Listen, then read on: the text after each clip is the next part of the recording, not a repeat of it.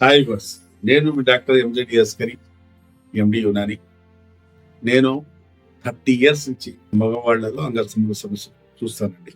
సంతానం లేని సమస్య, అంగం సైజ్ పాడైపోయిన, ప్రీకం సమస్య, night fall, excess night fall, నిస్పర్మెచోరియా ఇవన్నీ చూస్తానండి. వాళ్ళ టాపిక్ వచ్చేసి ఓరల్ సెక్స్. ఓరల్ సెక్స్ వల్ల ఏమైనా నష్టాలు ఉన్నాయా సార్ అంటే, దీనికి సమాధానం ఏంటంటే, దేవుడు అంగానికి చాలా సున్నితంగా, సెన్సిటివ్ గా సృష్టించాడమ్మా.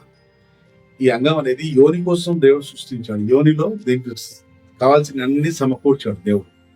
ఇక్కడ ఎన్విరాన్మెంట్ ఉంది, అట్మాస్ఫియర్ బాగుంటుంది, మెత్త సాఫ్ట్ మజిల్స్ ఉంటాయి, లూబ్రికెంట్స్ రసాలు ఉంటాయి, లూబ్రికెంట్స్ ఉంటాయి, అన్నీ ఉంటాయి.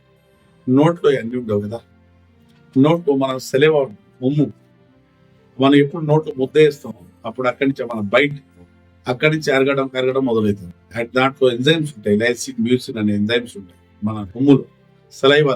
అక్కడి నుంచి ముద్ద అడుగుతుంటుంది, అన్న ముద్ద నోట్లో నుంచి అడుగుతుంటుంది.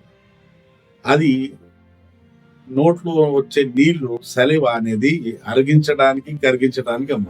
అక్కడ తీసుకెళ్లి అంగం పెడితే నోట్లో ఆ సలైవా ప్రభావం అంగం మీద పడేసి అంగం చాలా సెన్సిటివ్ గా మారడం, అంగం సైజు ముందు షేప్ అంతా పాడైపోవడం, దాని సెన్సేషన్ పాడైపోవడం. ఈ మధ్య కాలంలో చాలా కేసులు చూస్తున్నాం. ఓరల్ సెక్స్ లో చాలా నష్టాలు ఉంటాయి. దేవుడు ప్రకృతికి అనుకూలంగా వెళ్తే ఏం కాదు, దానికి భిన్నంగా వెళ్ళినప్పుడు ప్రకృతి కూడా రివెంజ్ తీసుకుంటుందండి. కాబట్టి ఓరల్ సెక్స్ వల్ల చాలా నష్టాలు జరుగుతాయండి.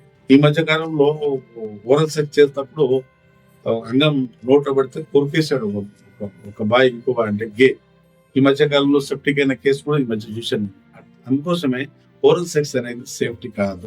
ఒకవేళ మీకు అలవాటు ఉంటే సెక్స్ మానేసేయండి. ఓరల్ సెక్స్ ఒకవేళ ఓరల్ సెక్స్ చేస్తే మీకు అంగంలో సెన్సిటివ్ పెరిగిపోవడం, అక్కడ నమ్నెస్ పెరిగిపోవడం, అట్లాంటి సమస్యలు వచ్చినాయి అనుకోండి, మాకు సంప్రదించండి. ఈ సమస్యతో మీరు బయటపడవచ్చు.